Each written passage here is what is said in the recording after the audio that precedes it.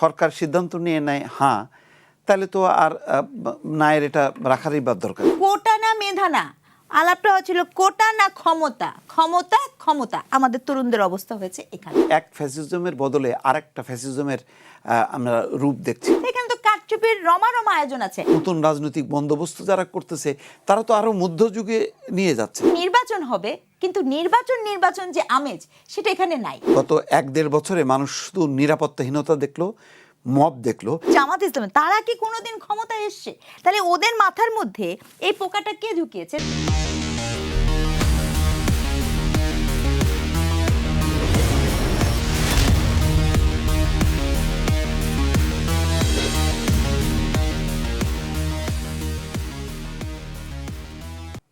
স্বাগত কালের সংলাপে। আজ আমাদের আলোচনার বিষয় ভবিষ্যৎ রাজনীতির গতিপথ কোথায়। আর এই বিষয়ে আলোচনার জন্য আজ আমাদের সাথে মেহমান হিসেবে এসেছেন, অতিথি হিসেবে এসেছেন মোস্তফা ফিরোজ, সিনিয়র সাংবাদিক, এবং তার পাশেই রয়েছেন অধ্যাপক নৃবিজ্ঞান বিভাগ, জাহাঙ্গীরনগর বিশ্ববিদ্যালয়ের ডক্টর রেজওয়ানা করিম স্নিগ্ধা।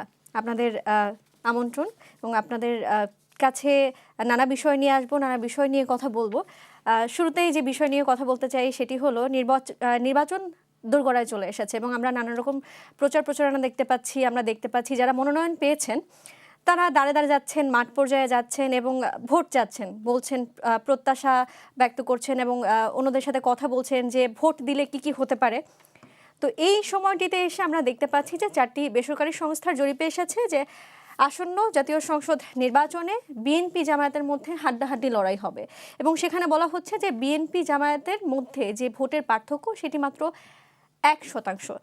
এখন এতদিন ধরে তো আমরা শুনে এসেছি যে বিএনপি একটি বড় দল, এবং জামায়াতের অনেক নেতা নিজের মুখেই বলেছেন যে বিএনপি একটি বড় দল। সেখানে আমরা মাত্র 1% পার্থক্য দেখতে পাচ্ছি। এই বিষয়টিকে আপনি কিভাবে দেখছেন, এটি আমি প্রথমেই জানতে চাই মোস্তফা ফিরোজের কাছে। জরিপগুলো একটা প্রাথমিক ধারণা, কিন্তু এটাই চূড়ান্ত মূল্যায়ন করা যাবে না। এই কারণে এখন ক্ষণে ক্ষণে পাল্টাবে, ভোটের মাঠের চিত্রটা পাল্টাবে। তো ফলে এখন আমরা যেটা দেখি,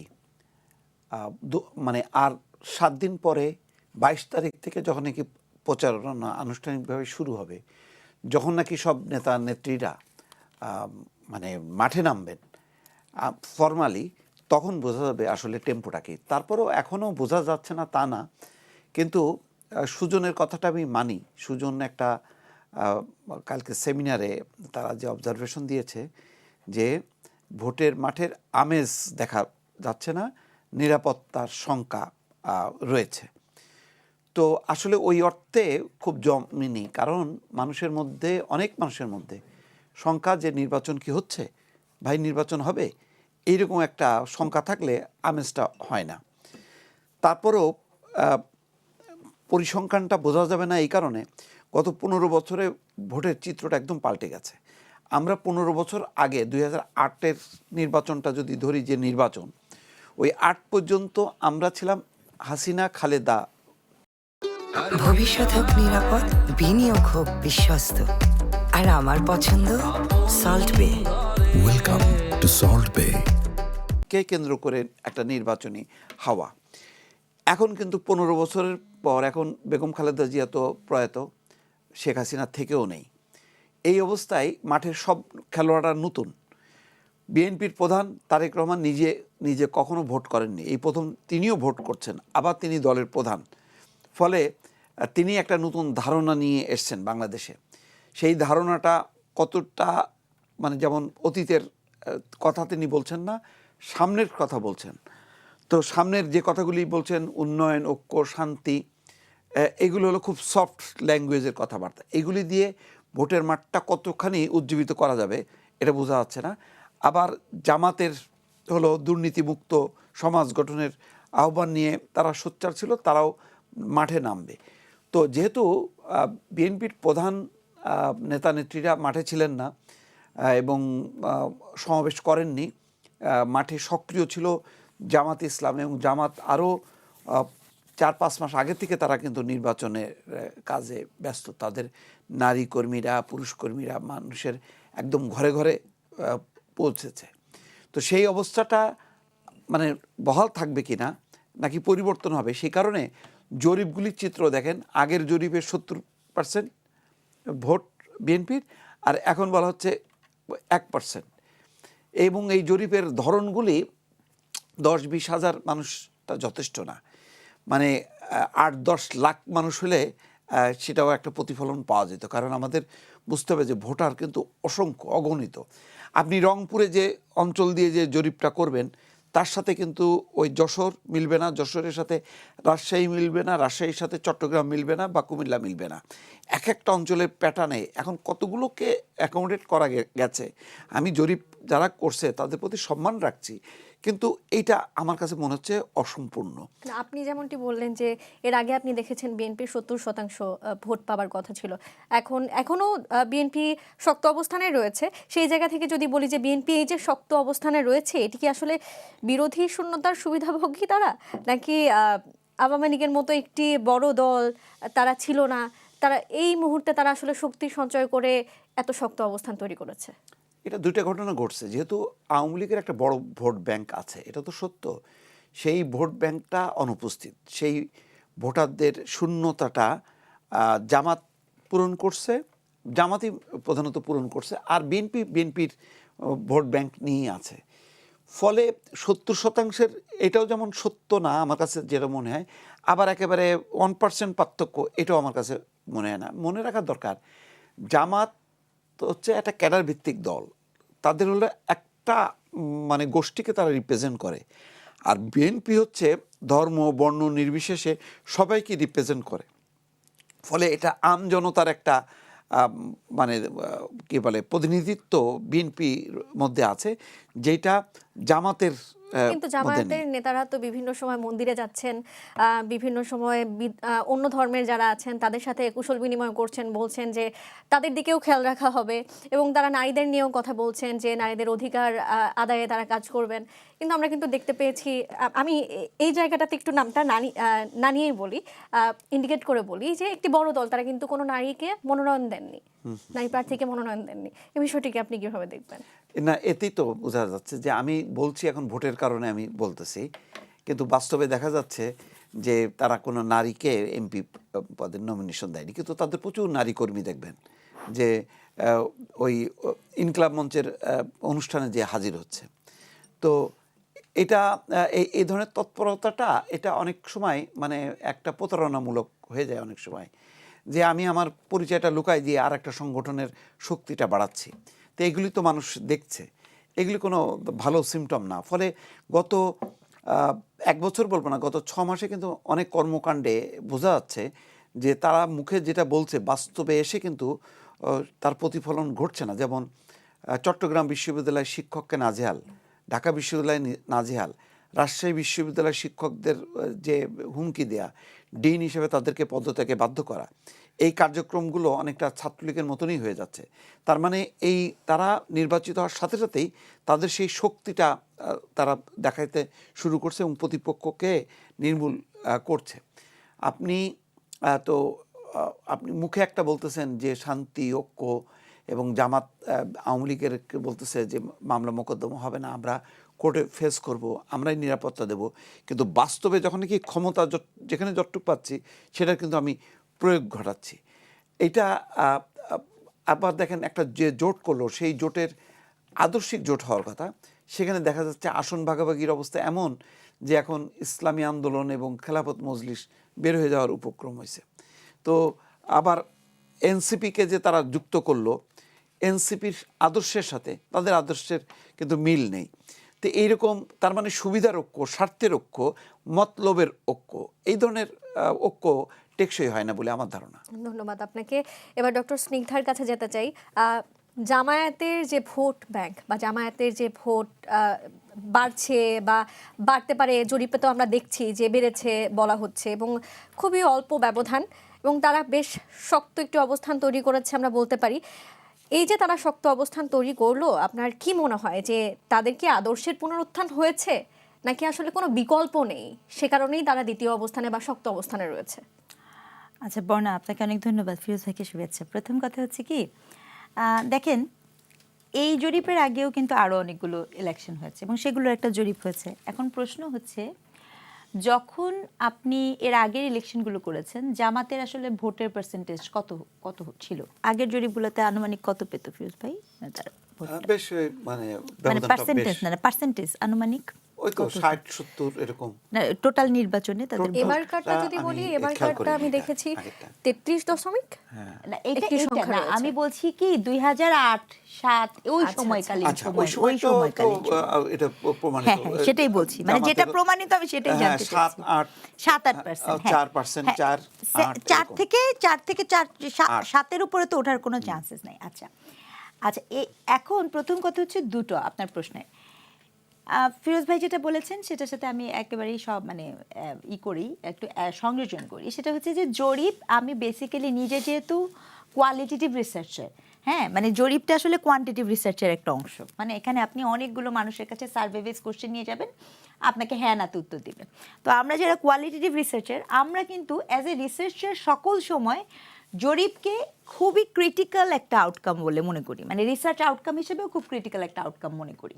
ঠিক আছে, তার কারণ কি? তার কারণ হচ্ছে জরিপ আপনি কেবল এবং কেবলমাত্র অনেকটা ওই যে হ্যাঁ অথবা না এই টাইপের ক্ষেত্রে করতে পারেন। প্রথম কথা হচ্ছে আসলে আমি প্রশ্ন করি যে আমি কাকে ভোট দিব। ধরেন আপনি যদি আমাকে জিজ্ঞেস করেন, ফিরোজ ভাইকে যদি জিজ্ঞেস করেন এই মুহূর্তে ফিরোজ ভাই কাকে ভোট দিবে, ফিরোজ ভাই বলবে? ফিরোজ ভাই আপনি বলবেন? বলার কোনো চান্স আছে? আচ্ছা আমি কাকে ভোট দিব আমি বলবো, আপনি বলবেন? বল না। অবশ্যই না। অবশ্যই না। বিশ্বাস করেন ঠিক একইভাবে একজন রিক্সা চালককেও যদি আপনি জিজ্ঞেস করেন তিনি যে আপনাকে আসলে বলবেন এটা তো প্রশ্নই আসে না। তা আপনি যখন পেন অ্যান্ড পেপার নিয়ে যাবেন সে তো আরও ভয়ে অন্যদিকে যাবে যে কি বলতে কি বলবো, একটা সুবর্ণচর হবে, এই গ্রামে থাকতে পারবো না, তার বলার কোনো প্রশ্নই আসে না।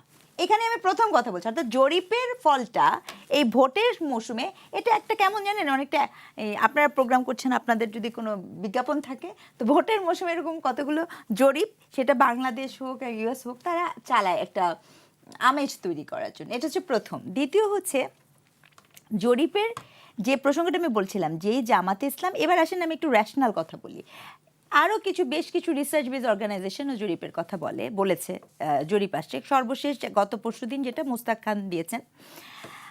এখানে আমি একটা কথা বলি, যেই জামাতে ইসলাম 4 থেকে 8% ভোট মনে করেন, আমি 8 পর্যন্ত ধরেছি সর্বোচ্চ, যদি এটা 2007-08-এর দিকে তার একটা ভোটের রেশিও হয় ঠিক স্বাভাবিকভাবেই এই মুহূর্তে যেহেতু বাংলাদেশ আওয়ামী লীগের মতো একটি বড় দল উপস্থিত নেই, অথবা আমি জানি না আদতে 14 দলও আছে কিনা, জাতীয় পার্টিও আছে কিনা, এই বিষয়েও কিন্তু এখনো পরিষ্কার না। তাহলে এই যে বিপুল একটা ভোট ব্যাংক, খুব স্বাভাবিকভাবে আপনি যখন অপশন রাখবেন না, এবং ব্যাপারটা যদি এরকম হয় যে ভোট আমাকে দিতে হবেই, কারণ এবার কিন্তু আমি মনে করে দিচ্ছি গণভোট নামক একটা জিনিসও তো আছে। সো ব্যাপারটা তো এরকম হতেই পারে যে আপনি এই ভোটটা দিতে চান না কিন্তু গণভোটে আপনি ওই ভোটটা আপনি দিতে চান। তো আপনি যখন এরকম একটা পরিস্থিতিতে যাবেন তখন এই সুযোগটা কিন্তু আসতেই পারে যে সে কী করবে, সে যে তখন নানা জায়গায় ভোটটা দিতে পারে। তো সেখানেও তার পার্সেন্টেজ বাড়ার সুবিধা হয়, সুযোগ হতে পারে, হতেই পারে। কারণ জামাত ইসলামের এরা তো কন্টিনিউয়াসলি বলেই যাচ্ছে যে বিশ্ববিদ্যালয়গুলোর ফলাফলের ভিত্তিতে, যদিও এক্ষেত্রে আমার সম্পূর্ণ ভিন্ন অবস্থান আছে, ভিন্ন আন্ডারস্ট্যান্ডিং আছে, সেটা আমি এই মুহূর্তে নাই বলি, কিন্তু ফ্যাক্টটা হচ্ছে যে এই পুরো আবার বলাটাও খুব জরুরি। আসলে মনে করেন এই যে বিশ্ববিদ্যালয়ের কথাটা আপনি শুনেছেন না, এটা একটু আমি আবার রিপিটও করি, সেদিন ফিরোজ ভাই ছিল যে বিশ্ববিদ্যালয়ে যে জামাত ইসলাম দাবি করে যে সে জিতেছে, দাবি করেন না, মানে জামাত ইসলাম না বলি, মনে করেন শিবির তারা জিতেছে। আচ্ছা এবার আমি একটা মজার কথা বলি, এই যে শিবির যারা জিতেছে এই যে বিভিন্ন বিশ্ববিদ্যালয়ে, এরা আসলে কি শিবির? প্রশ্নটা আমার এখানে জানতে চাই। হ্যাঁ আসলে কি এরা কি শিবির কিনা? হ্যাঁ প্রথম কথা হচ্ছে এই যে শিবির যারা জিতেছেন এটা খুব মজা, খুব টুইস্টেড। আমি বিএনপি বা ছাত্রদলের প্রসঙ্গ তো বাদ, কারণ ছাত্রদল তো ক্যাম্পাসেই ছিল না। যে ছাত্রলীগ বিগত 10-15 বছরে অসম্ভব রকমের মানে ম্যাসাকার করেছে, আপনি যেই সকল শিবিররা জিতেছে আপনি যদি তাদের প্রত্যেকের প্রোফাইলটা নেন তাহলে আপনি কি দেখতে পাবেন জানেন? আপনি দেখতে পাবেন তারা প্রত্যেকে গুরুত্বপূর্ণ পদে যারা আছে কোনো না কোনোভাবে বিগত ছাত্রলীগের অ্যাক্টিভ কর্মী। তাহলে তারা যে বিগত ছাত্রলীগের অ্যাক্টিভ হতে পারে সদস্য হতে পারে, অ্যাক্টিভ কর্মী বলেছে, আমি কিন্তু কোনো পদ একসময় তো বলিনি। আমরা দেখেছি যে ছাত্র যেই আমরা বলছি ছাত্রলীগের কথা, সেখানেও তো গুপ্ত শিবির ছিল। গুপ্ত তো সবসময় গুপ্ত, মানে গুপ্ত কিন্তু এখনো গুপ্ত। আমি এমন অবস্থা হয়ে গেছে বাংলাদেশের এই গুপ্ত চর্চাতে, আমি জানি না ফিরোজ ভাই কি, ফিরোজ ভাই জানে না আমি কি, আপনি কি, অবস্থা খুব ভয়াবহ। মানে এখন মানে সবচেয়ে ভয়ঙ্কর হয় কি, জাতিগতভাবে এখন আমরা মানুষকে বিশ্বাস করতে কিন্তু ভয় পাই, সত্যি কথা যেটা। তো আমি যেটা বলছিলাম যে আপনি যে ক্যাম্পাসের এই যে রাজনীতিতে জিতেছেন, আপনি এজন্য জিতেছেন কারণ ওখানে একটি ইন্টারপার্সোনাল রিলেশনশিপ থাকে। ওখানে কিন্তু আপনি নিজেকে এক্সপোজ করেছেন ডিফারেন্টভাবে। অনেক মানুষ আছে আসলে সত্যিকার অর্থে বিশ্ববিদ্যালয়ে, আমি একটি পাবলিক বিশ্ববিদ্যালয়ে পড়াই, সেখানে আসলে সবাই যে অ্যাক্টিভলি রাজনীতি করে তা তো না। বহু মানুষ থাকে যে অ্যাক্টিভলি রাজনীতিও করে না, কিন্তু তার বন্ধু আছে, তো বন্ধু এসে বলেছে সে ভোটটা দিয়ে দিয়েছে কারণ বন্ধু দাঁড়িয়েছে। সে কিন্তু তখন চিন্তা করে না, জাহাঙ্গীরনগরের ক্ষেত্রে এটা হয় যে এ কোন দলের।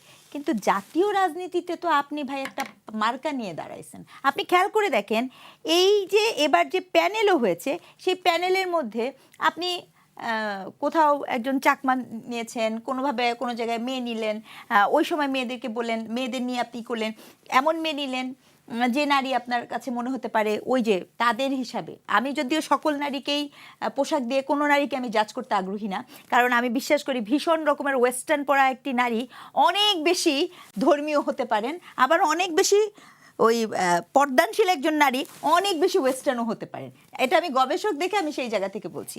তো এই যে পুরা চক্রটা, এই চক্রটা দিয়ে আপনি কি এই এটাকে জাস্টিফাই করতে পারবেন? আমার কাছে যেটা গুরুত্বপূর্ণ সেটি হচ্ছে যে এই যে পুরো জরিপের এই রেজাল্টগুলো বের হয়েছে, এর কারণ হচ্ছে একদমই দুটো। এক হচ্ছে আওয়ামী লীগ নাই, সো মানুষের কাছে আসছে, মানুষ বসে। আর সবচেয়ে বড় ব্যাপার, একটা ভয়ও তো মানুষের মধ্যে আছে। ধরেন আমি জানি কোনো এক পার্টিকে যদি আমি বলি আমি ভোট দিব না, সে কিছু বলবে না, ঠিক আছে। কিন্তু আমি যদি জানি এই যে আমি আপনার সাথে কোনো একটা কথা বলছি, নিচে বটবাহিনী এখন বিশাল বড় হয়ে লেগে যাবে এবং কোনো একটা পার্টির লালিত বটবাহিনী থাকে, তখন আমি কি বলবো? আরে ভাই আমি আপনাকেই ভোট দিব, তাও আপনি থামেন। আমি তখন এটাই বলবো। সো এখানে মাল্টিপল ফ্যাক্টর এখানে কাজ করছে। কাজে এই জরিপের ফলাফল বিষয়ে আমি আসলে খুব একটা না মানে কনভিন্স না, কারণ এই জরিপটা এরকম হওয়ার কথা ছিল না। জরিপটা বরঞ্চ যদি এটা হতো যে আসলে কি আপনি একটি গণভোট চান, এতে আমি খুব খুশি হতাম। জরিপগুলো যদি এটা হতো আসলে কি আপনি যাদেরকে বাইরে রেখে ইলেকশন হচ্ছে সে বিষয়ে আপনি কি একমত, হ্যাঁ অথবা না, তাহলে আমি খুব বেশি ইন্টারেস্টেড হতাম যে এটা এই জরিপগুলো কোথায়, এই জনজরিপ তো নাই। এবার আমি মোস্তফা ফিরোজের কাছে আবারও যেতে চাই। গণভোটের প্রসঙ্গ উঠছিল, হ্যাঁ বা না এর কথা বারবারই উঠছিল, সেই রেশ ধরেই আমি বলতে চাই যে এই যে গণভোটের প্রচার, সরকার তো মাঠ পর্যায়ে, আমরা একদম মাঠ পর্যায়ে আমরা সেরকম কোনো গাঢ় প্রচারণা দেখতে পাচ্ছি না, তবুও কিছু কিছু জায়গায় দেখা যাচ্ছে। কিন্তু আমরা একটি দলকে দেখতে পাচ্ছি তারা নিজেরা প্রচারণা চালাচ্ছেন। এখন আমার প্রশ্ন, সরকার কি আসলে, সরকার তো অবশ্যই প্রচারণা চালাতে পারেন, কিন্তু তারা কি আসলে তাদের অবস্থান থেকে হ্যাঁ বা না একটি পক্ষকে বা একটি বিষয়কে কেন্দ্র করে কোনো প্রচারণা চালাতে পারে কিনা? নিয়ম অনুযায়ী তো পারে না, সরকার তো নিরপেক্ষ থাকবে, এখানে তো জনগণ সিদ্ধান্ত নেবে। তাহলে যদি শুধু সরকার সিদ্ধান্ত নিয়ে নেয় হ্যাঁ, তাহলে তো আর নায়ের এটা রাখারই বা দরকার কি? তাহলে তো হ্যাঁ জয়যুক্ত হয়েছে এমনি, তাহলে গণভোটেরই বা দরকার। এটা খুব হাস্যকর হয়েছে বিষয়টা। আর সবচেয়ে বড় কথা কি, পুরো আমি বলি তো গণভোটটা আসলে একটা গণতামাশায় রূপান্তরিত হয়েছে। এটা দরকারই ছিল না। আমার যেখানে দরকার ছিল 15 বছর পর যে মানুষ কিসের জন্য আন্দোলন করছে একটা সুষ্ঠু নির্বাচনের জন্য, যে নির্বাচিত সরকার, নির্বাচিত পার্লামেন্ট এসে তারা সরকার গঠন করবে এবং তারা হলো সরকার চালাবে জনগণের মতামত নিয়ে।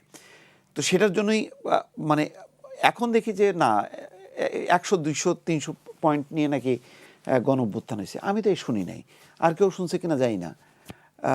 শেষের দিকে যখন কি হলো কোটা নিয়ে আন্দোলন হলো, কিন্তু কোটার আন্দোলনটাও কিন্তু থেমে গেল একটা পর্যায়ে, তখন এক দফাতে একটু আপনাকে বলতে চাই, আপনার কথার মাঝে একটু বলতে চাই। আমরা গতকালই একটি খবর পেয়েছি, সেটি হচ্ছে চট্টগ্রাম বন্দরে 9 জন জুলাই যোদ্ধাকে নিয়োগ দেওয়া হয়েছে এবং তাদেরকে বিশেষ প্রতিনিধি হিসেবে নিয়োগ দেওয়া হয়েছে, এবং যেটি বলা হচ্ছে বন্দরের যে তৎপরতা সেটি বাড়ানোর জন্য এবং কাজগুলো যাতে আরো স্মুথলি হয় এবং জাতীয় বীরদের যাতে সঠিকভাবে মূল্যায়ন করা হয় সেজন্য তাদের নিয়োগ দেওয়া হয়েছে। এই যে তাদের বিশেষভাবে নিয়োগ প্রদান করা হলো, মুক্তিযুদ্ধ যারা করেছিলেন, মুক্তিযোদ্ধাদেরকে আসলে মূল্যায়ন করার জন্যই তো মূলত কোটা সিস্টেমটা ছিল, আসলে তাদের সন্তানরা যাতে মূল্যায়ন পায়। সেই জায়গার বিরোধ আমরা করলাম, আমরা কোটা আন্দোলন করলাম। ঠিক এই মুহূর্তে এসে ঠিক একইভাবে কি আসলে এই যে জাতীয় বীরদের মূল্যায়ন করার জন্য 9 জন প্রতিনিধি নিয়োগ দেওয়া কি আসলে যুক্তিসঙ্গত বলে মনে করছেন আপনি? না, মোটেই না। এটা তো আরেক ধরনের কোটা হলো এবং এটা খুব মানে ব্যাড প্র্যাকটিস হলো। এখন তারা কি করতে পারতো, জুলাই যোদ্ধা যদি নাম দেয় তাহলে যুদ্ধ বিধ্বস্ত দেশের পরে কিছু ভলেন্টিয়ার কিছু বাহিনী থাকে যারা বিভিন্ন গুরুত্বপূর্ণ পয়েন্টে যারা পাহারা দেবে। তো তারা সেই হিসেবে নির্বাচিত সরকার ক্ষমতায় আসার আগ পর্যন্ত তারা বিভিন্ন জায়গায় ট্রাফিক, যেমন যে কাজটা তারা করছিল আফটার মানে 5th আগস্ট, যে ট্রাফিককে সহায়তা করা, সেই কাজটা বৈষম্য বিরোধী ছাত্র আন্দোলন যদি পাড়া মহল্লায় চাঁদাবাজি, দুর্নীতি, তারপরে আইন শৃঙ্খলা, চুরি ডাকাতি যাতে না হয়, সেই কাজগুলি বরং বিন্যাস করাটা দরকার ছিল। এখানে তো নিয়োগ দিতে গেলে, ওইভাবে নিয়োগ দিতে গেলে তো বিতর্ক আসবে। এই জুলাই যোদ্ধা কারা, কিসের বেসিসে হইল, মানে কে করলো, এরা কোন মতের? কারণ জুলাই যোদ্ধারা তো আর একই মতাদর্শের মধ্যে নেই, সবাই জুলাই যোদ্ধা। বিএনপি যারা তারাও জুলাই যোদ্ধা, জামাত যারা তারাও জুলাই যোদ্ধা, এনসিপি তারাও জুলাই যোদ্ধা, আমরা যারা কথা বলি আমরাও জুলাই যোদ্ধা। তো এত যোদ্ধার মধ্যে আপনি কাকে কোন ক্রাইটেরিয়াতে বাঁচলেন, সেই তো আবার সে কোটা হয়ে গেল, তাই না? তো যেটা বলছিলাম যে আমরা একটা পয়েন্টেই মানে লাস্টের কোটাটাও কিন্তু থাকলো না। তখন একটাই যে শেখ হাসিনাকে পতন, শেখ হাসিনার পতনের পর তার আগে 15 বছর ধরে আমরা যে কথাটা শুনলাম যে অবাধ নিরপেক্ষ সুষ্ঠু নির্বাচন, যার জন্য দেশে বিদেশে পশ্চিমাদের থেকে শুরু করে সব গণতান্ত্রিক মহলের যে কনসার্নটা ছিল, আমরা প্রথম ধাপে সেটা বাস্তবায়ন করে যারা নির্বাচিত জনপ্রতিনিধি তখন তারা বুঝবেন যে কোন কোন সংস্কার কী করলে আর ফ্যাসিবাদ আসবে না, কোনটা করলে ভালো হবে, সেটা তারা সিদ্ধান্ত নেবে। কিন্তু আমরা হঠাৎ করে দেখলাম ওইটা বাদ দিয়ে ফরেন সার্ভিস একাডেমিতে হাজির হইলাম। এখন আমিও ধরেন আমরা দুইজন মিলে একটা পার্টি করলাম, পার্টি করে আমরাও গেলাম, আমাদের ম্যান্ডেট কই? আমি যে ওখানে যে একটা সিদ্ধান্ত নিলাম যে এইগুলি করতে হবে, তো এইগুলি যে করতে হবে এটা কি জনগণের সাপোর্ট আছে কিনা? কারণ আমার পরেই তো সাপোর্ট নেই। আমি যদি নির্বাচনের দ্বারা যদি আমার জামানত হারানোর পার্টি হই, তাহলে আমি ফরেন সার্ভিসে যে আমি আমার একটা পয়েন্ট পাস করায় নিয়ে আসলাম, এটার বৈধতা কিভাবে থাকলো? এটা তো হয় না। কারণ আপনার যেখানে পার্লামেন্ট আছে, আপনি পার্লামেন্টকে উপেক্ষা করে আপনি কেন গণভোট দিচ্ছেন? গণভোটের তো দরকার নেই। এখন যারা ক্ষমতায় যাবে বা ক্ষমতার বাইরে থাকবে, সব পক্ষই তো হলো এই আন্দোলনের সাথে যুক্ত। তাহলে তো তারাই মানে অনুধাবন করবে যে কি করা উচিত কি করা উচিত না। তার ভিত্তিতে পার্লামেন্টে হবে। পার্লামেন্টে একটা যদি আইন উত্থাপিত হয়, পাশ হয়, তার একটা বৈধতা আছে। আর আপনি যদি এর বাইরে যদি আপনি অধ্যাদেশ আকারে নানান রকম বিষয় চাপায় দেন, এটা তো মনে হবে যে এটা তো ম্যান্ডেট ছাড়া একটা আইন বা পদ্ধতি। তো গণভোটের দরকার ছিল না। গণভোটের যে পয়েন্টগুলি, সেই পয়েন্টগুলি মানে যদি যেহেতু রাজনৈতিক দলগুলো বলছে তারা এটা ধারণ করে, বিশ্বাস করে, তাহলে সেটা তারা পার্লামেন্টের মাধ্যমে এটা বাস্তবায়ন করবে। আরেকটি বিষয় একটু যোগ করতে চাই, নাহিদ ইসলাম তিনি বলেছেন যে গণভোটে হ্যাঁকে জয়যুক্ত না করলে গণঅভ্যুত্থানকে অস্বীকার করা হবে। এবং আজ একটি গণমাধ্যমের ফেসবুক পেজে 10 ঘন্টা আগে প্রকাশ করা হয়েছে একটি রিলস ভিডিও, যেখানে সাদিক কায়েম কথা বলছেন এবং সেখানে তিনি বলছেন যে গণভোটে না যারা বলবে তাদের ঠিকানা এই দেশে হবে না। তার যে বর্তমান রাজনৈতিক অবস্থা এবং তিনি ডাকসুর ভিপি, তার এই অবস্থান অনুযায়ী তিনি এই কথা বলতে পারেন কিনা? না, এটা তো আরেক ধরনের ফ্যাসিজম। বাংলাদেশে তো আসলে কার্যত এক ফ্যাসিজমের বদলে আরেকটা ফ্যাসিজমের আমরা রূপ দেখছি। সেই রূপের মধ্যে আমরা দেখছি যে মব দিয়ে বিভিন্ন গণমাধ্যম আক্রান্ত করা, বিভিন্ন সাংস্কৃতিক প্রতিষ্ঠান আক্রমণ করা, তারপরে এইটা হলে ওইটা হবে না। আমি তো বললাম তো, আমি তো গণভোটের হ্যাঁ না কোনোটারই পক্ষে না, এই মানে কাঠামোরই আমি বিপক্ষে। তাহলে আমাকে কি বলবেন? তাহলে আমার ঠিকানা হবে না, তাহলে কোথায় হবে? ঠিক করে দিক, আমি সেখানে চলে যাই। আগে তো আওয়ামী লীগ আমাদের বলতো যে পাকিস্তান পাঠায় দেয়, এখন আমার কোথায় পাঠাবে? ইন্ডিয়ায় পাঠাবে নাকি পাকিস্তানে পাঠাবে? তবে ভালো হয় যদি আমেরিকায় পাঠায় দেয়, আমেরিকা পাঠালে ভালো, কিন্তু ট্রাম্প তো এটা মানবে না, ভেনিজুয়েলা পাঠিয়ে দিবে। এবার ডক্টর স্নিগ্ধার কাছে একটি প্রশ্ন রাখতে চাই, সেটি হচ্ছে গত ফেব্রুয়ারিতেই কিন্তু আসলে এনসিপি প্রতিষ্ঠা হলো এবং এর মাঝেই শীর্ষ পর্যায়ের যারা নেতা রয়েছেন তারা এই যে জামায়াতের সাথে জোট হবার পর পদত্যাগ করেছেন এবং পরবর্তীতে তারা উল্লেখ করেছেন যে এই জোট করার কারণেই আসলে তারা সেখান থেকে তাদেরকে সরিয়ে নিলেন। এই মুহূর্তে আমরা দেখতে পাচ্ছি যে এনসিপির যারা পদত্যাগ করেছেন তারা মিলে, যারা নেতাকর্মীরা ছিলেন তারা মিলে আরও একটি প্ল্যাটফর্ম খুলেছেন এবং যেটির নাম হচ্ছে জনযাত্রা। এই যে একের পর এক দল খোলা, একের পর এক সেখান থেকে পদত্যাগ করা, আবার নতুন দল খোলা, এই বিষয়টিকে কিভাবে দেখছেন? আমি আসলে এই বিষয়ে কোনো সমস্যা দেখি না। পার্সোনালি আমি আগেও বলেছি যে দেখেন, অনেক অনেক রাজনৈতিক দল হবে, কিন্তু তারা তো শুরু হওয়ার আগেই বারবার ভেঙে যাচ্ছে। তারা একটি বিষয়ে এই পর্যন্ত একমত ছিল, সেটি হচ্ছে গণ অভ্যুত্থান। এরপরে তো তাদেরকে আর একমত থাকতে দেখা যাচ্ছে না। আপনি তো গণতান্ত্রিক চর্চাতে আপনি যে কাউকে দল করার ক্ষেত্রে কিছু বলতে পারেন না, এটা সে করতেই পারে। ধরেন আমি এবং আপনি মিলেও এখন আমরা একটা দল করে ফেলতে পারি, এই ক্ষেত্রে আমার কিছু বলার নেই। অ্যান্ড ইট ইজ ওয়েলকাম, মানে আমি এটাকে ওয়েলকামও করি। ওয়েলকাম করার রিজনটা আমি আপনাকে বলি। আপনি যে বলছেন যে দল খুলে ভেঙে পড়ে যায়, এটা খুব জরুরি। আর বিশেষ করে যখন আপনি তরুণদের প্রশ্ন করেছেন, আমি একটা কথা বারংবার বলেছি, আজকে আবারও বলছি, এদেশের তরুণরা, আমি কিন্তু খুব কশাসলি একটা কথা বলি, যে যতই বলুক ষড়যন্ত্র তত্ত্ব, এটা ওটা, ফান্ডিং, বিদেশ বৈদেশ, what ever it is, there is a very significant reason for 5th August, মানে 5th জুলাই। হ্যাঁ, এটা কিন্তু একটা গুরুত্বপূর্ণ আছে আপনার। 36শে জুলাই যে হলো এবং 5ই অগস্টের যে ঘটনাটা ঘটলো, এটার কিন্তু মানুষের ভেতরের অনেক কিছুর একটা রিপারকেশনের এই বিষয়ে কোনো প্রকার কোনো সন্দেহ নাই। গণতান্ত্রিক চর্চা ব্যাহত হচ্ছে, কোনো সন্দেহ নাই। বুঝাতে পারলাম? এখন এর পরের ব্যাপারটা আসেন তো, আমার দেশের তরুণরা এখানে সব কিছু ভেঙে দিয়ে একটা নতুন ফর্ম করেছে। আমি কিন্তু এই যে তাদের সাহস, কারেজ, তাদের যে এত প্রাণ, এটাকে খুব রেসপেক্ট এবং শ্রদ্ধা করি। এবং এখানে এর পরে যেটা হয়েছে, তারা শিখে নাই ভাঙা তো খুব সোজা, তারা গড়তে যে শিখতে পারতে হয়, এই জায়গাটাতে তারা একদম ম্যাস লেভেলে ফেলিও, একদম ডে ওয়ান, মানে ফ্রম দ্য ভেরি বিগিনিং। মানে আপনি তো ভেঙেছেন, ভেঙে তো আপনি চ্যাম্পিয়ন হয়ে গেছেন। কেন আজকে এনসিপি, আমি গতদিনও একটা জায়গায় গিয়েছিলাম, সেখানেও আমি একজনকে বলেছি যে আচ্ছা কি হেতু কারণে মনে হলো যে এনসিপি বিএনপি অথবা জামাত বা মানে অথবা সে আপনার এখন যে জামাত আছে তাদের দলের ভিতরে ঢুকতে হবে? কি বাংলাদেশে কি এমন দল নেই? মনে করেন বামপন্থী কতগুলো দল, এই যে জুনায়েদ সাকিদের দল, অথবা আপনার ইভেন জামাত ইসলামের দল, হ্যাঁ খোদ জামাত ইসলামের, তারা কি কোনোদিন ক্ষমতায় এসছে? তাহলে ওদের মাথার মধ্যে এই পোকাটা কে ঢুকিয়েছে যে আমাকে একটা দল করতে গেলেই আমাকে আসন পেতে হবে? এরকম বাংলাদেশে কত কত দল আছে যে জীবনে কোনো একটা আসনও জীবনে পায়নি। মানে বাংলাদেশে তো এরকম, আমি তো মনে করি বাংলাদেশের 4টার বেশি এরকম দলই নাই যারা সংসদে মানে 300 আসনে আসলে ওরকমভাবে জিতেছে। ফ্র্যাঙ্কলি স্পিকিং, বাংলাদেশ আওয়ামী লীগ, বাংলাদেশ জাতীয়তাবাদী বিএনপি, জাতীয় পার্টি, জামাত ইসলাম এবং ক্ষেত্র বিশেষে মনে হয় ইসলামিক আন্দোলন 2-1টা সিট পেয়েছে। আদারওয়াইজ কিন্তু অন্য কোনো পার্টি থেকে যে মানুষ ওরকমভাবে আমার স্মৃতিতে মনে পড়ে না, ফিরোজ ভাইয়ের কথা বলতে পারি না। তাহলে এনসিপিকে কে বললো যে আমাকে জিততে গেলে বা আমাকে একটা দল গঠন করতে গেলে আমাকে ইলেকশনে জিততে হবে? এই যে মস্তিষ্কের ভিতরে এটা ঢোকা, নাম্বার 1। নাম্বার 2, যখন আপনি ভেঙেছেন তখন আপনি ভেঙেছেন, আপনার ভাঙাতে জনসমুদ্র এক হয়েছে। কিন্তু যখন আপনি গড়বেন তখন কি কথা বললে জনসমুদ্র যে এক হয়, এটা কি আমাদের তরুণরা জানে? আমার মনে হয় না এটা জানে।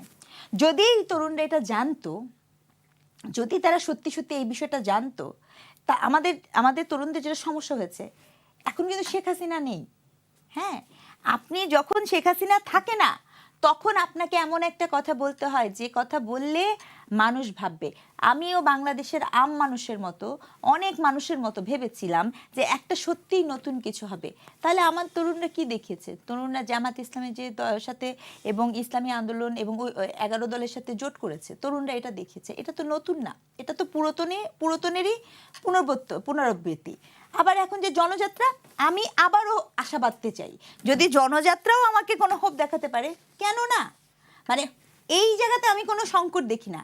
কিন্তু এটা খুব জরুরি, বাংলাদেশে যা কিছু হয়েছে সেটি বা যে অবস্থা দিয়ে আমরা গিয়েছি, এটি পরিবর্তন করা জরুরি।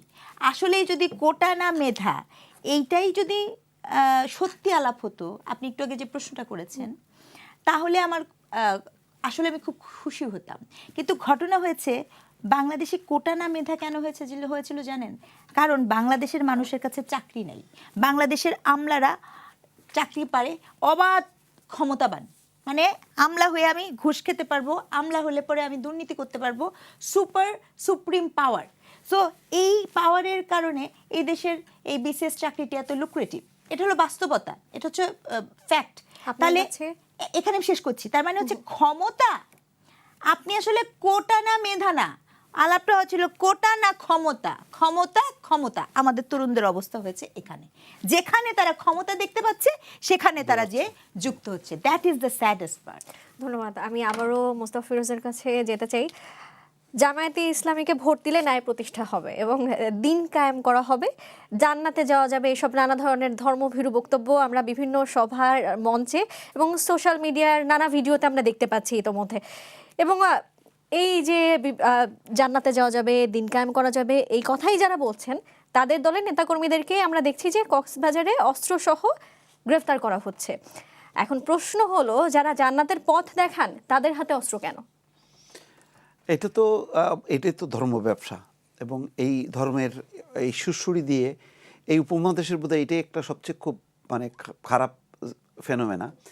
আমরা ভারতের সমালোচনা করি, তো ভারতে যে আধিপত্যবাদের বিরুদ্ধে আমরা কথা বলি, সেই ভারতের শাসকরা এই ধর্মকে ব্যবহার করে। তো তাদের আমরা বিরোধিতা করি, কিন্তু আমরা নিজেরা কিন্তু এই ধর্মকে আমরা মানে এটা যার যার স্বাধীনতা, ধর্ম পালন, এইটার মধ্যে সীমাবদ্ধ না রেখে আমরা ওই ইস্যুটা আমরা রাজনীতিতে আনি। যেমন বিজেপি ক্ষমতাসীনরা আনে, আমাদের এখানকার এই ধর্মীয় সংগঠনগুলো, রাজনৈতিক দলগুলো কিন্তু সেই কাজটাই করছে, একই কাজটা করছে। অথচ কিন্তু তারা আবার ভারতের বিরোধিতা করছে। ভারতের বিরোধিতা কেন আসছে? ভারতের এখন যারা ক্ষমতা আছে তারা একটা সাম্প্রদায়িক গোষ্ঠী। এরা মুসলমানদেরকে নিপীড়নের মধ্য দিয়ে এবং পাকিস্তান বিরোধিতা করার মধ্য দিয়ে এক ধরনের ধর্মীয় একটা উন্মাদনা তৈরি করে ভোটের জন্য। আমাদের এখানেও তো সেই একই ধরনের উন্মাদনা। তাহলে এই বিজেপির সাথে এই ধর্মীয় গোষ্ঠীর বাংলাদেশে আমি তো কোনো পার্থক্য দেখি না। যে কাজটা বিজেপি করে ভারতে, একই কাজটা আমাদের এরা করে। এবং এটা কিন্তু মানে রাজনীতি, বিশেষ করে নির্বাচনে ধর্মের ব্যবহার কিন্তু পুরোপুরি কিন্তু নিষিদ্ধ। আমার মনে হয় নির্বাচন কমিশনের যে আচরণ বিধি, সেই বিধিতেও কিন্তু এটা নিষিদ্ধ আছে। সুতরাং নির্বাচন কমিশন তো এখন অনেক স্বাধীন বলা হয়। নির্বাচন কমিশন এইগুলিকে আইডেন্টিফাই করে এগুলির ব্যাপারে স্টেপ নেওয়া উচিত। যদি না নেওয়া হয় তাহলে কিন্তু এই ধর্মকে ব্যবহার করে এই রাজনীতি করা, নির্বাচনে ভোট চাওয়া, যে প্রবণতাগুলি ইতিমধ্যে সোশ্যাল মিডিয়াতে ভাইরাল হয়েছে, এটার কিন্তু বিষাক্ত ফল কিন্তু মানে বইতে হবে। কারণ যারা মানে স্বল্প শিক্ষিত সাধারণ মানুষ, ধর্মভীরু মানুষ, তাদেরকে আমি সুড়সুড়ি দিচ্ছি, সুড়সুড়ি দিয়ে এক ধরনের উন্মাদনা তৈরি করতেছি। তো এটা তো শুধু ভোট কেন, যে কোনো মানে রাজনৈতিকভাবেও এটা ব্যবহার করাটা অত্যন্ত অন্যায়। কারণ আমি গণতান্ত্রিক একটা স্টেট কায়েমের জন্য আমি লড়াই করব, সেখানে আমার ব্যক্তি পর্যায়ের ধর্মটাকে আমি রাজনীতিতে আনবো কেন? এটা যদি হিন্দুরা আনতে চায়, বৌদ্ধরা আনতে চায়, খ্রিস্টানরা আনতে চায়, তাহলে বাংলাদেশে কি হবে? এই আরেকটা ধর্মীয় উত্তেজনা তৈরি হবে, যেটার বিষময় ফল আমরা এই উপমহাদেশে তো দেখছি। সেখান থেকে আমরা সেই পথে যাব না বলি তো আমরা গণতান্ত্রিক রাষ্ট্র গঠন করার জন্যই তো আমরা লড়াই করতেছি। তো সেই লড়াইয়ের ভাষা কি হবে, স্লোগান কি হবে, এটা তো রাজনৈতিক দলগুলোকে ঠিক করতে হবে। যদি তার বিপরীতে কেউ যায়, তাহলে আমার মনে হয় যে রাষ্ট্রের দায়িত্ব তার বিরুদ্ধে ব্যবস্থা নেওয়া। আমি আরও একটি বিষয় নিয়ে কথা বলতে চাই, সেটি হচ্ছে মবের ভয়ে রিটার্নিং কর্মকর্তারা ক্ষুদ্র কারণেও মনোনয়ন অবৈধ করেছে বলে মন্তব্য করেছেন জাতীয় পার্টির মহাসচিব শামীম হায়দার পাটোয়ারি। এবং রিটার্নিং কর্মকর্তারা, তিনি বলেছেন যে রিটার্নিং কর্মকর্তারা যদি সত্যিই মবের ভয়ে এমন সিদ্ধান্ত নেন, তাহলে নির্বাচন কতটা স্বাধীন ও নিরপেক্ষ সেটি আপনারা চিন্তা করেন। এই যে আমাদেরকে চিন্তা করতে বলেছেন, এই চিন্তার কথা আপনার কাছ থেকে শুনতে চাই। হ্যাঁ, ঠিকই, সত্য তো। এটা তো মবের ভয় করে এমন কোনো গণমাধ্যম করে, রাজনৈতিক দলগুলো করে, সাধারণ মানুষ করে, সবাই তো মবের ভয়ে আতঙ্কে। সুতরাং তারা তো আর সমাজ থেকে বিচ্ছিন্ন না। এবং আমরা দেখছি যে এই যে মনোনয়নপত্র বাতিল করা, বৈধ করা, সব কিছুর পেছনেই মনে হচ্ছে যেন একটা শক্তির খেলা কাজ করতেছে। আপনি দেখেন যারা ঋণ খেলাপি, কেউ ঋণ খেলাপি হয়েও তার মনোনয়ন বৈধ, আবার ঋণ খেলাপি হওয়ার কারণে তারটা বাতিল। এটার একটা নীতিমালার মধ্যে কিন্তু নেই। তো এর পেছনেই বোঝা যায় যে শক্তি দ্বারা এখনও নির্বাচন কমিশন, স্থানীয় পর্যায়ে যারা লোকাল পর্যায়ে তারা নিয়ন্ত্রিত হচ্ছে। সেই কারণে একটা সন্দেহ হয় যে এই ধরনের মব, এই ধরনের শক্তি, হুমকি, এটা তো অব্যাহত থাকবে। তাহলে নির্বাচনটা নিরপেক্ষ হবে, ভালো হবে, তার মানে প্রতিফলন কোথায়? এই কারণেই তো সুজনের এই জরিপটা, মতামতটা আমার কাছে খুবই গ্রহণযোগ্য, যে নির্বাচনের আমেজটা তৈরি হচ্ছে না কেন? আমেজটা তৈরি হচ্ছে না এই কারণে, যখন ভয় থাকে, ভীতি থাকে, নিরাপত্তার ইস্যু থাকে, তখন কিন্তু আমেজটা গড়ে ওঠে না। কারণ আমরা জয় পরাজয়টা মেনে নিতে পারতেছি না।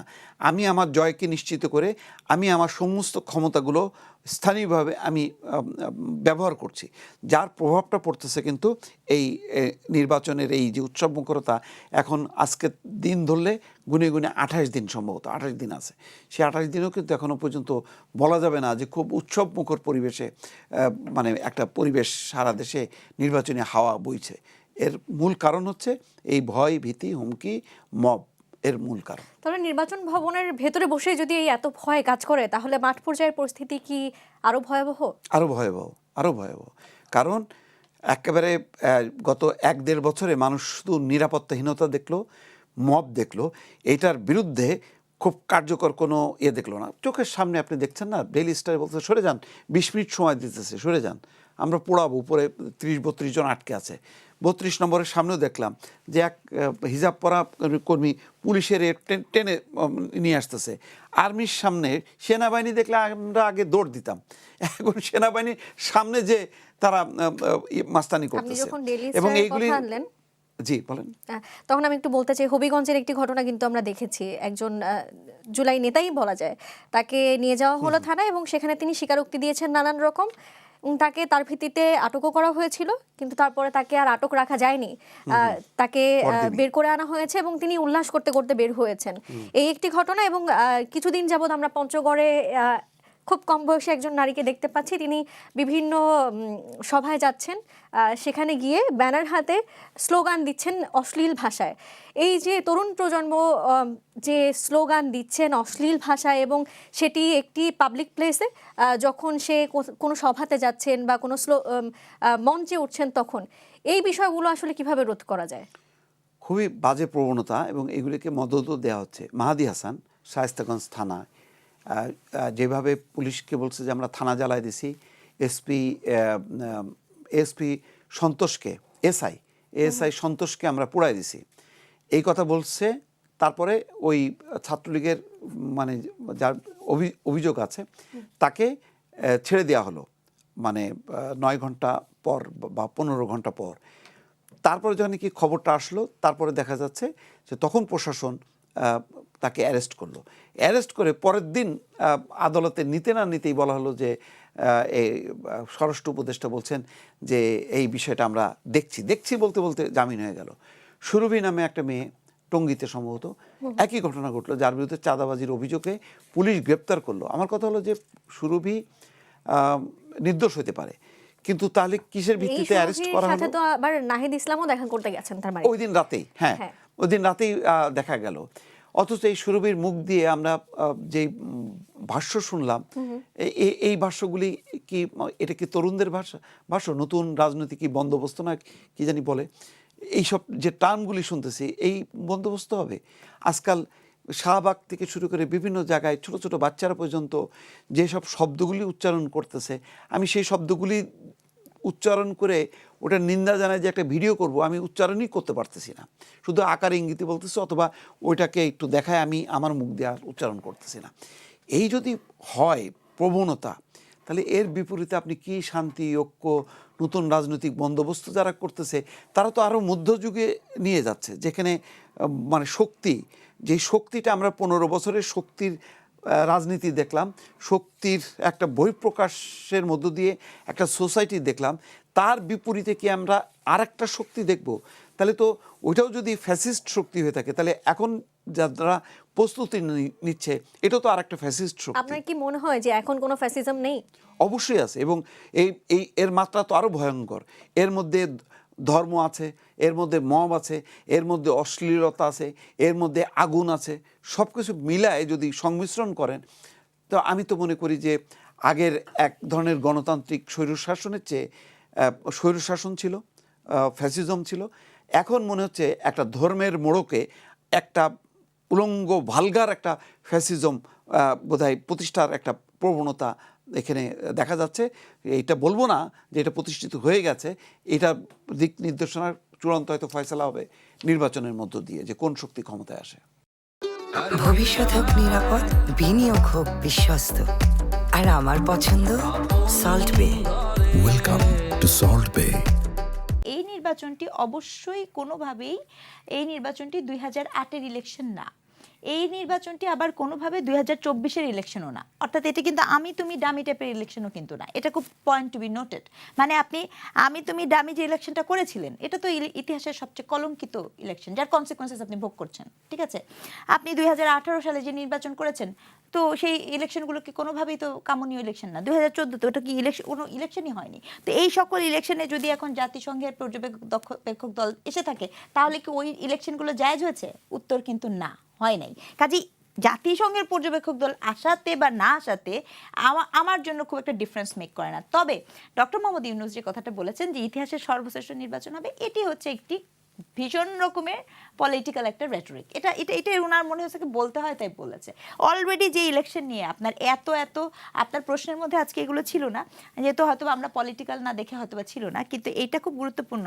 অলরেডি এই ইলেকশনের ইঞ্জিনিয়ারিং নিয়ে যে পরিমাণ অভিযোগ বাজারে আছে, সেটা আপনার এক জায়গার ভোটার থেকে শুরু করে আরেক জায়গায় ভোটারের প্রতিস্থাপন করার, নির্দিষ্ট প্রার্থীদেরকে জয়ী করে দেওয়ার জন্য, আবার সম্প্রতি দেখলাম ব্যালট পেপার আপনি এমনভাবে করছেন প্রবাসীদের, হ্যাঁ পোস্টাল ব্যালট এমনভাবে করছেন যেখানে দল নাই, প্রবাসীদের যে কিনা এখানে বসে আছে তার ওখানে পোস্টাল ব্যালট চলে যাচ্ছে, সেটার কারচুপি হচ্ছে। এখানে তো কারচুপির রমা আয়োজন আছে। আমি জানি না যে বাংলাদেশের মানে রাজনৈতিক দলগুলো কিভাবে দেখছে, কিন্তু ফ্যাক্টটা হচ্ছে যে এই ইলেকশনটা, এটা একটা ইলেকশন হবে, বাট এটা নির্বাচন হবে, কিন্তু নির্বাচন যে আমেজ সেটা এখানে নাই। এই না থাকার পেছনে মব যেমন আছে ঠিকই, তার থেকেও গুরুত্বপূর্ণ এখানে প্রতিদ্বন্দ্বিতাপূর্ণ দুটি পক্ষ নাই। সেটা হচ্ছে গুরুত্বপূর্ণ, সেজন্য হয়তো আসবে না, এসে কি করবে। আমি যে প্রশ্নটি আসলে মোস্তফা ফিরোজের কাছে করেছিলাম, সে একই প্রশ্ন আমি আপনার কাছে করতে চাই। মোস্তফা ফিরোজ ভাই যেরকম বলেছেন যে সুরভির কথা বলেছেন, যে সুরভিকে আটক করা হয়েছিল এবং তাকে বের করে নিয়ে আসা হলো, এবং তিনি বেশ অশ্রাব্য ভাষায় বেশ কিছু কথা বলেছেন, এবং আমরা পঞ্চগড়ের কথাও কিন্তু বললাম যে খুবই কম বয়সী একজন নারী, তিনি অশ্রাব্য ভাষায় কথা বলেছেন, এবং আমরা শাহবাগেও বিভিন্ন সময় দেখতে পাচ্ছি যে এ ধরনের স্লোগান ব্যবহার করা হচ্ছে। আমরা এই যে তিনটি উদাহরণ টানলাম, সেই উদাহরণে আমরা দেখতে পেয়েছি নারীদের যে অংশগ্রহণ, সেটি এখন বেশ ভালোভাবেই আমরা দেখতে পাচ্ছি। বিভিন্ন সময় কিন্তু আমরা নারীরাই আমাদের অধিকারের কথা বলি, আমরা নারীরাই নারীদের জন্য আন্দোলন করি, ভালোর জন্য কথা বলি, কিন্তু এই সময়ে আমরাই আমাদেরকে ভিন্নভাবে প্রেজেন্ট করছি বা উপস্থাপন করছি। এই যে ভিন্নভাবে প্রেজেন্ট করা, যেটা নেগেটিভ ওয়েতে, এই জায়গা থেকে আমরা কিভাবে বের হয়ে আসতে পারি? বের হয়ে আসারটি ইম্পর্টেন্ট। কি আলাপটা হয়েছে কি জানেন মন্না, এখানে একটা ভিন্ন ঘটনা ঘটছে। এটা খুবই, আপনি যে কটা ঘটনা বলছেন, দেখেন কে কি ভাষার ব্যবহার করেছে, কার সাথে কি অন্যায় হয়েছে, এটা কিন্তু পুরো ভিন্ন প্রসঙ্গ। মানে আমি অনেক খারাপ ভাষা ব্যবহার করেছি দেখে আমার সাথে অন্যায় কিন্তু বৈধ না, এটা পয়েন্ট টু বি নোটেড। যদি অন্যায় হয়ে থাকে, অন্যায়টা কিন্তু লেজিটিমাইজ, যে সেটার বিপক্ষে কথা বলবে। কিন্তু আমি যেটা দেখতে পাচ্ছি একটা অশনি সংকেত। আপনার নিশ্চয়ই তাসনুভা জেবিনের কথা মনে আছে, এনসিপি থেকে যে পদত্যাগ করলো যে মেয়েটা, তাসনুভা জেবিন পদত্যাগ করার পরে সে একটা কোটেশন দিয়েছিল। কথাটা কি ছিল, যে পরিকল্পিতভাবে আমাদেরকে এই পর্যায়ে নিয়ে যাওয়া হয়েছে।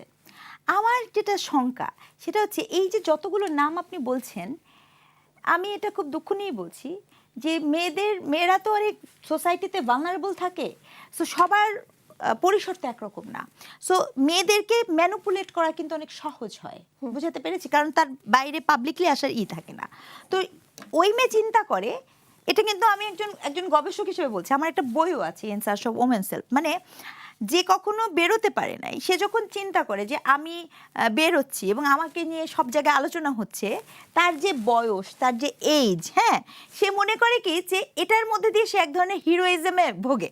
কিন্তু এর যে কনসিকুয়েন্সেস, যেটা কিন্তু তাকে পার্মানেন্ট ড্যামেজ করছে, বা এতে করে যে তার ক্ষমতায়ন হচ্ছে না, এটা কিন্তু তার বোধের মধ্যে থাকে না। আমি যেটা শঙ্কা করি, একটি সচেতন পক্ষ আছে, আপনি দেখবেন মুস্তাফা ভাই আপনাকেও বলি, আপনি বুঝতে পারবেন। দেখবেন যে যারা আমাদের দেশের বিদেশে থাকে, হ্যাঁ, তারা মেনশন করে যে কতগুলা মেয়ে ওখানে দিয়ে দেয়। দেখবেন কথার মধ্যে থাকে। একটি সচেতন পক্ষ আছে যারা জুলাই থেকেও দে পিক, মানে কাপল অফ গার্লস, মানে কতগুলো মেয়েকে তারা পিক করেছে, এবং এই পিকিং, এই যে মেয়েদেরকে, এবং এই মেয়েদেরকে কিন্তু তারা যে খুব নেগেটিভলি কথা বলছে তা না, এরা তাদেরকে অনেক পজিটিভলি কথা বলছে, খুব ভালো করেছো, মানে খুব ভালো করেছো, একটা দারুণ কাজ করেছো। এই ধরনের এই মেয়েগুলাকে জুলাইতে আপনার ব্যবহার করা হয়েছিল, শব্দটা আমি ব্যবহার করছি আন্দোলনের স্বার্থে। কেন সেখানে ব্যবহার করা হয়েছিল? যে মায়ের খেলে পরে ওই মেয়েগুলা খাবে, তারপরে আমরা সবাই দেখব, দেখে আমাদের রিঅ্যাকশন হবে, হয়েছে। আচ্ছা, এরপরে আসেন যারা এদেরকে করলো। 2 দিন আগে চিটাগং ইউনিভার্সিটিতে একজন শিক্ষক, যে দলের শিক্ষক ইচ্ছে সে দলের শিক্ষক হোক, একজন শিক্ষকের গায়ে আপনি হাত দিবেন না, যত বড়ই হোক, সেটা আমার প্রতিষ্ঠানে আপনি হাত দিতে পারেন না। আপনি এগেইন দেখেন ওখানেও মেয়ে, তাকে একটা মেয়েরই দেখানো হচ্ছে, ওটারও তো ভিডিও আছে, মানে সব জায়গাতে আমরা দেখলাম। আচ্ছা, এই মেয়েগুলাকে আপনি কি করছেন? আমি কি করে নিশ্চিত হব? ওই যে আপনি যে কথা বলছেন, পঞ্চগড়ের মেয়েটার কথা বলেন, সুরভির কথা বলেন, অথবা আমি আরো মনে করি ফজলুর রহমান, মানে বিএনপি যে আমাদের ফজলুর রহমান সাহেব, উনার বাসার সামনে এরকম কতগুলো মেয়েকে বসানো হয়েছিল, যে এগেইন দেখবেন অশ্রাব্য গালি। তাহলে এখানে একটা, ওই আমরা লিঙ্গুইস্টিক্সে পড়াই, ভালনারেবল, মানে ভার্বাল অ্যাবিউজ, মানে গালির একটা রাজনীতি আছে কিন্তু, বুঝছেন আপনি? মানে আপনি গালি যে দিচ্ছেন, সে গালিটা কিন্তু খুব পলিটিক্যাল, মানে আপনি কখন কাকে কোন সময় কোন গালিটা দিচ্ছেন, এবং কোন সময় গালি দিলে সেটা বৈধ গালি, আর কোন সময় গালি দিলে সেটা অবৈধ গালি। যেমন মনে করেন কেউ যদি এখন আওয়ামী লীগ করছে আগে, ঠিক আছে, কিন্তু সে যদি এখন জামাত ইসলামী হয়ে যায়, সে খুব ভালো, কোনো সমস্যা নেই। যেমন উদাহরণ আক্তার সাহেব, হ্যাঁ, যে কিনা আমি তুমি ডামি ইলেকশনের সময় আওয়ামী লীগের সাথে থেকে আমি তুমি ডামি ইলেকশন করে, কিন্তু সে অনেক ভালো, কারণ সে জামাতে হয়ে গেছে। এখন মনে করেন অন্য যারা আছে, যারা হয়তো আওয়ামী লীগ করে নাই, জীবনেও করে নাই, অথবা তার হয়তো কোনো ইও নাই, কিন্তু সে ওই দলে গেল না, কিন্তু সে হচ্ছে দালাল, কোট অ্যান্ড কোট। এই যে শব্দের ব্যবহার, মানে আমি আপনাকে বলছি কি, এই পুরো ব্যাপারটাকে আমি খুব পলিটিক্যালি দেখি। আমার কিন্তু সিরিয়াসলি এখন ভয় হচ্ছে যে এই মেয়েগুলাকে পিক করে বিভিন্ন জায়গা থেকে কোন পর্যায়ে কি ধরনের কত মাত্রার ব্যবহার পলিটিক্যালি করা যেতে পারে, সেটা আমার জন্য অনেক কনসার্নের বিষয়। ধন্যবাদ। আমি এবার মোস্তফা ফিরোজ আপনার কাছে আসতে চাই। অনেক রাজনীতি বিশ্লেষক যারা রয়েছেন তারা বলছেন যে আওয়ামী লীগ জাতীয় পার্টিকে পুতুলের মতো বিরোধী দল বানিয়ে রেখেছিল, এবং এ কারণেই তাদের পতন হয়েছে। আর ঠিক এই মুহূর্তে এসে তারা বলছেন যে বিএনপি শক্ত অবস্থানে রয়েছে এবং তারা জামায়াতকে বিরোধী দল হিসেবে কাউন্ট করছেন। আবার একসময় এই বিএনপি জামায়াত জোট ছিল, তো এখন এই যে জামায়াত, তারা এই জামায়াতকে স্ট্রং ভাবছেন না, স্ট্রং বিরোধী দল হিসেবে ভাবছেন না। এখন প্রশ্ন হলো, এই যে নতুন সরকার গঠন হবে, ধরুন যদি বিএনপি গঠন হয় এবং বিএনপি ক্ষমতায় আসে, তাহলে জামায়াত তো একটি স্ট্রং দল নয় আমরা বলতে পারি। এই যে রাজনৈতিক বিশ্লেষক যারা আছেন তাদের সেই রেফারেন্স ধরেই বলতে পারি। তাহলে আওয়ামী লীগের যেরকম পরিণতি হয়েছিল, ঠিক একই পরিণতি কি বিএনপিরও হতে পারে, বা নতুন যেই সরকার আসবে তাদের হতে পারে? না, তা হবে না, কারণ এখানে কোনোভাবেই জামাত দুর্বল কোনো শক্তি হবে না, বরং সে তো বটেই, আরও ইসলামী দলগুলোকে নিয়ে এবং এনসিপি, এলডিপি মতন দলগুলোকেও তারা সাথে নিয়ে তারা সামনে এগোবে। এবং আমার যেটা ধারণা যে এখন এটা সুবিধার ঐক্য হলেও এটাই হয়তো একটা পার্লামেন্টে একটা বিরোধী দলীয় একটা ঐক্যে রূপ নেবে, যদি মানে জামাত নির্বাচিত না হয়, বিজয়ী না হয়। বিজয়ী না হলেও জামাত যদি মানে 50টা আসনও পায়, 70টা আসনও পায়, সেটা নিয়ে কিন্তু তারা একটা মানে স্ট্রং একটা অপোজিশনে পরিণত হবে। এই কারণে যে জামাতের একটা আদর্শিক লাইন আছে আর বিএনপির একটা আদর্শিক লাইন আছে। আগে এটা মিক্সড ছিল, ম্যাচ হয়ে গেছিল। এখন কিন্তু বিভাজনটা পরিষ্কার, বরং বিএনপির নেতৃত্বে একটা জাতীয়তাবাদী, গণতান্ত্রিক, বাম, প্রগতিশীল একটা ঐক্যের একটা সম্ভাবনা দেখা যাচ্ছে। অনেকে মনে করছে দেশের স্থিতিশীলতার স্বার্থে, দেশের যে নিরাপত্তার হুমকি ব্যক্তিগত পর্যায়ে এবং রাষ্ট্রীয় পর্যায়ে, সেই জায়গায় বিএনপি ভালোভাবে সেটা ফেস করতে পারবে। কিন্তু অনেকে আবার মনে করে যে জামাত যদি ক্ষমতা আসে তাহলে অস্থিতিশীলতা বাড়বে, সংখ্যালঘুদের মধ্যে একটা নিরাপত্তা, বৈশ্বিকভাবে ভারতের সাথে সম্পর্ক আরও খারাপ হওয়ার মতন যেই কিছু অ্যাক্টররা আছে তারা সেই সুযোগটা নেবে, ফলে উত্তেজনাটা বাড়ার মধ্য দিয়ে বাংলাদেশের অবস্থানটা পশ্চিমা বিশ্বে এবং প্রতিবেশীদের সাথে সম্পর্কটা আরও খারাপ হবে, ফলে পরিস্থিতিটা ভিন্ন রূপ নেবে। সেই কারণেই অ্যাটিচিউডটাই আমি দেখছি তো যে যেমন তারেক রহমান আসার পর দেখেন উনি কিন্তু পুরনো জিনিসটা আর বলছেন না। কেন বলছেন না? কারণ বলতে গেলেই সেখানে একটা বিরোধের মাত্রা আসবে, সুতরাং সে সামনের দিকে যাচ্ছে। কিন্তু তার বিপরীতে যারা রাজনীতি করছে কিন্তু তারা কিন্তু বারবার পেছনের দিকটা টেনে আনছে মানে কি ওইটা না টানলে তারা কাউকে মোকাবেলা করতে পারছে না। বিএনপিকেও কিন্তু এখন ওইভাবে তারা মানে কাউন্টার দিচ্ছে, বলছে যে তারা হচ্ছে আওয়ামী লীগের সাথে হাত মিলাইছে, তারা ভারতের সাথে হাত মিলাইছে, অর্থাৎ একটা শত্রুপক্ষ কিন্তু অলরেডি দাঁড়ায় গেছে। ফলে আমি একটা যেখানে বিভাজনটা পরিষ্কার দেখছি সেখানে ঐক্য হবে না। আর জাতীয় পার্টি আর আওয়ামী লীগের এই বিভাজনটা একেবারেই তারা যেহেতু অনেক আগে থেকেই আওয়ামী লীগ আর জাতীয় পার্টির একটা একীভূত হয়েছে, আর জাতীয় পার্টি যেহেতু নিজস্ব কোনো আদর্শিক একটা বেজ নেই, সুতরাং তারা ওই মানে লতাপাতার মতন আওয়ামী লীগের ক্ষমতার সাথে ছিল, ফলে জাতীয় পার্টি আর জামাত এক হবে না। আমরা অনুষ্ঠানের একেবারেই শেষ পর্যায়ে চলে এসেছি। আপনার কাছে আরও একটি প্রশ্ন রাখতে চাই এবং উত্তরটা খুব শর্টলি বা ছোট করে চাই। সেটি হলো, এক সময় যারা দেশবাসীকে ভাঙা ঘরের গল্প শোনাতেন তারা এখন প্রায় কোটি টাকার মালিক এবং বাবা ছেলে মিলে নির্বাচন করছেন। এত অল্প সময়ে ভাঙা ঘর থেকে উঠে এসে কোটি টাকার মালিক হয়ে এই যে হলফনামায় তারা কোটি টাকা দেখাচ্ছেন এবং নির্বাচনে অংশগ্রহণ করছেন, নিট অ্যান্ড ক্লিনভাবে কি এই নির্বাচনে অংশগ্রহণ করতে পারবেন তারা? না, এটা তো হবেই না। এটা তো অনেক আগেই যারা যেভাবে তারা আবির্ভূত হয়েছিল খুব দ্রুতই তারা সম্পদের এমন মালিক হয়েছে, এখন তাদের বিয়ে শাদীর ব্যাপারগুলোও দেখি যে গুলশানের নিচে নামে না, মগবাজারের কোনো বিয়ের চিত্র দেখি না, বা রামপুরা ব্রিজের ওইদিকে ওই অঞ্চল দিয়ে বিয়ে হয় না, বিয়ে হলেই দেখি সেই খবরগুলি আসে গুলশান। তো গুলশান পর্যায়ে যখন উন্নীত হয়ে গেছে এবং একজন নেতা দেখলাম যে মির্জা আব্বাসকে বলতেছে 2 টাকার কমিশনার, তার মানে কমিশনার এইসব মেম্বার চেয়ারম্যান এগুলি কিছুই না, তারা অ্যাটলিস্ট মন্ত্রী, প্রধানমন্ত্রী অথবা নিদেন পক্ষে এমপি এই লেভেলে চিন্তাভাবনা করে। তো ফলে তারা ওইভাবেই সজ্জিত হয়েছে, তারা আর্থিকভাবেও ওইভাবে সজ্জিত হয়েছে যে যদি আমি এমপি হব অবশ্যই, এবং আমার তখন বাসস্থান থাকবে গুলশানে, এবং আমার যখন নাকি কোনো অনুষ্ঠান হবে গুলশানে হবে, ব্যক্তিগত পর্যায়ে হোক আর সামাজিক পর্যায়ে হোক। ফলে আমি এখানে কোনো Therefore you starting from Sheraton, না? আপনি তো শুরুই করেছেন Sheraton। যাই হোক, সেটাই তো আমি মনে করি যে এখানে এই আদর্শিক অবস্থানটা তো নাই, বরং এটা আরও নগ্নভাবে যাদেরকে আমরা পলিউটেট করতে পারি নাই, যে তরুণ ছাত্র সমাজকে, তাদেরকে করে ফেলছে। এবং এখন ছাত্ররা পড়ালেখার চেয়ে তারা মনে করে যে ক্ষমতাটা চর্চাটা বেশি ভালো। তো আরেকটা ভয়াল পরিস্থিতির দিকে বরং আমরা ঠেলে দিলাম আর কি পুরো পট পরিবর্তনটাকে। ধন্যবাদ আপনাকে। এবার আমি ডক্টর স্নিগ্ধার কাছে যেতে চাই। আমরা তো এআই টুলস এটি নিয়ে এখন বেশ একটি শ্রেণী বেশ ভালোভাবে জানি এবং আরেকটি শ্রেণী আছেন যারা নিম্ন আয়ের মানুষ, খেটে খাওয়া মানুষ, এবং তারা অনেকেই এই এআই টুল বা এআই জিনিসটা কি আসলে বোঝেন না। এবং এই এআই টুল দিয়ে আসলে এই কেউ যদি খুব ভালোভাবে এটাকে ব্যবহার করতে পারেন, সে চাইলে এখন আপনাকে নিয়ে যে কোনো কিছু বানিয়ে ফেলতে পারে। এই মুহূর্তে আপনি এখানে বসে আছেন, আপনাকে বানিয়ে দেওয়া যাবে একজন পলিটিশিয়ান, একজন ডাকাত, একজন চোর, যে কোনো কিছু বানিয়ে দেওয়া সম্ভব। যেই শ্রেণী আসলে বোঝেন না তাদের জন্য এই এআই টুল ব্যবহার করে নির্বাচনে প্রভাব ফেলা যাবে কিনা বা প্রভাব ফেলা সম্ভব কিনা?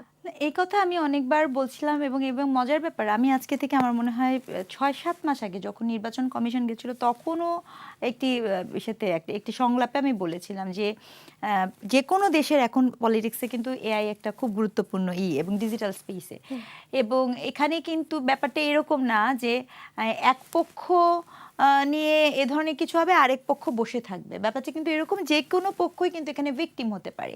কিন্তু আপনি দেখবেন যে এই বিষয় নিয়ে নির্বাচন কমিশনের কোনো মাথা ব্যথা ভুরুক্ষেপ কিছুই নেই। কেন নাই জানেন? আর কারণ হচ্ছে ওই যে আমি আপনাকে বলেছি সর্বকালের সর্বশ্রেষ্ঠ ইলেকশন, এটা আপনি বলার জন্য বলেছেন বটে, কিন্তু যদি বাস্তবতা এটা হতো তাহলে এটি আমাদের সবার প্রথমে থাকার কথা ছিল। অর্থাৎ এআই বিষয়ক বিষয়টা, আচ্ছা কিছু না হলো কমসে কম আপনি এইটুকু তো বলতে পারতেন যে, আমি কিন্তু প্রত্যেক দলকে মেনশন করছি, প্রত্যেক দলকে বলতে পারতেন যে আপনাদের আর ইলেকশনের 1 মাস আছে, 1 মাসের মধ্যে আপনি যেরকম করবেন, আপনাদের যে ওয়েব পেজ আছে আপনাদের তরফ থেকে যেন কোনো এআই যুক্ত ভিডিও না তৈরি হয়, তাহলেও কিন্তু একটা হতো। কিন্তু এই বিষয়গুলো এখানে নাই, এবং এই বিষয়ের সবচেয়ে ভয়াবহ দিক হচ্ছে, আমি যেটা ধারণা করি সবচেয়ে বেশি এখানে ভিকটিম করা হবে, ক্যারেক্টার অ্যাসোসিয়েশন করা হবে, যে কোনো ব্যক্তির ক্যারেক্টার অ্যাসোসিয়েশন করার সুযোগ থাকে, এবং এটি শুধু নির্বাচনের সাথে হয় না, ওই ব্যক্তির কিন্তু পুরা পলিটিক্যাল ক্যারিয়ার বলেন বা লাইফ টাইমের উপরেও কিন্তু এটার একটা ইম্প্যাক্ট। ধন্যবাদ। আমি আবারও একটু মোস্তফা ফিরোজের কাছে যেতে চাই। আপনাকে একটি শেষ প্রশ্নই করতে চাই আমি, সেটি হলো আমরা দেখেছি যে ভেনেজুয়েলার মতো একটি স্বাধীন রাষ্ট্র থেকে সেখানকার প্রেসিডেন্টকে ট্রাম্প প্রশাসন তুলে নিয়ে আসলো বিচারের জন্য। এই একই কাজ যদি অন্য কোনো দেশ করতো, তাহলে আসলে ট্রাম্প প্রশাসন কি করতো বা আমেরিকা কি করতো বলে আপনি মনে করেন? আগ্রাসন বলতো, হ্যাঁ, যেটা ইরানের বিক্ষোভটাকে তারা বলতেছে যে বিক্ষোভ চালায় যাও, আমরা সহায়তা করব, উস্কানি দিচ্ছে, সেই কাজটা করতো। অর্থাৎ তার দেশে যখন বিক্ষোভ হয়, হাজার হাজার মানুষ ট্রাম্পের পতনের হয়, তখন সেটা সঠিক না, সেখানে অস্ত্র প্রয়োগ হয়, বিশ্ববিদ্যালয়ে বিদেশি ছাত্রদেরকে বের করে দেওয়া হয়। কিন্তু ইরানে হলে এটা সমস্যা। তিনি বলছেন তো যে আন্তর্জাতিকভাবে কোথায় কী করতে হয় এটা জাতিসংঘ না, আমি ঠিক করব। তো এখন এটা তো মানে কি বলে ক্ষমতার সর্বোচ্চ বহিঃপ্রকাশ ঘোষণা করলেন। হ্যাঁ, ভারপ্রাপ্ত প্রেসিডেন্ট, দুইজন হয়ে গেল আর কি, ট্রাম্প এবং ওখানকার যে প্রকৃত ভাইস প্রেসিডেন্ট ছিল, দুইজন আর কি। তো আসলে এটা একটা পাগলের সংলাপ হিসাবে একটা আলাদা একটা আয়োজন করলে আমরা মনে হয় এটা বেশ আলোচনা করতে পারি। ম্যাম, আপনার কাছেও একই প্রশ্ন রাখতে চাই, আপনি কি এটাকে পাগলের সংলাপই মনে করেন? না, আমি আসলে যেটা ভাবি যে আসলে ইরানের পুরো ঘটনাটা একচ্ছত্রভাবে এটার সাথে যুক্ত না। ইরানের ভেতরে অভ্যন্তরীণ ভেতরে আমার এখানে স্ট্রংলি এই বিষয়টা আছে যে ইরানে অভ্যন্তরীণ ক্রাইসিস টু মাচ। আপনাদের মনে করিয়ে দিই, মাসা Amini is not just a case, কিন্তু মাসা আমিনির সময় কিন্তু আমেরিকা এই কথা বলেনি, বিকজ ওখানে একজন নারী, মানে নারীর প্রতি একটা ধর্মীয় অবদমন এমনভাবে হচ্ছে, সেই বিষয়ে কিন্তু এরা মানে দে are very political, they are very শ্রুড। মানে ট্রাম্প আসলে এই জন্য না হয় কি জানেন, যখন আপনি দেখবেন আমাদের দেশে কি হয়েছে, একটু আগে আপনাকে বললাম না, আপনি একটা দাঙ্গা বাঁধানোর জন্য এমন কিছু মানুষ নিয়ে আসছেন যাতে তারা দাঙ্গা বাঁধানোতে খুব ওস্তাদ। ট্রাম্পের কেসটাও অনেকটা এরকম হয়েছে যে দাঙ্গা বাঁধালে কি হবে, ধরেন সব জায়গায় যুদ্ধ হবে, যুদ্ধ হলে কি বিক্রি করবে, অস্ত্র বিক্রি করবে, অস্ত্র কোত্থেকে নেবেন, যুক্তরাষ্ট্র থেকে নেবেন। মানে হিসাবগুলো এত সুন্দর পয়েন্টে পয়েন্টে ফিট হবে যেটা বলার বাইরে। এবং এই ইরানের পুরো ঘটনাটার সাথে ট্রাম্প যেটা করেছেন, ট্রাম্প এরকম আরও অনেক কিছুই আরও করবেন। সে গ্রিনল্যান্ডকে কি বলেছে আপনি খেয়াল করে দেখেন, গ্রিনল্যান্ডকে বলেছে সে গ্রিনল্যান্ড নিতে চায়, কিন্তু ডেনমার্কের ল বলে যে যদি সামরিক দেখা মাত্র গুলি, এটা তাদের অনেক পুরনো পলিসি। তো এই যে পুরো ব্যাপারটা এখন পুরো ওয়ার্ল্ডে কিন্তু একটা খুব, ওই যে আমরা পড়েছি কোল্ড ওয়ার, হ্যাঁ, একটা ওয়ার্ল্ডেই কিন্তু একটা অস্থিতিশীল পরিবেশ তৈরি করার একটা আবহাওয়া এই যে রাশিয়া এবং ইউক্রেনের সময় থেকেই কিন্তু যাচ্ছে। সো এই বিষয়টা আসলে শুধু ভেনেজুয়েলা, শুধু ট্রাম্পের মধ্যে সীমাবদ্ধ, আমার কাছে মনে হয় আরও একটু বেশ জটিল। ধন্যবাদ আপনাদেরকে আমাদের সাথে যুক্ত হওয়ার জন্য। দর্শক, এই ছিল আজকের কালের সংলাপে। আবার নতুন পর্ব নিয়ে হাজির হব আপনাদের সাথে। ভালো থাকুক দেশ, ভালো থাকুক দেশের মানুষ।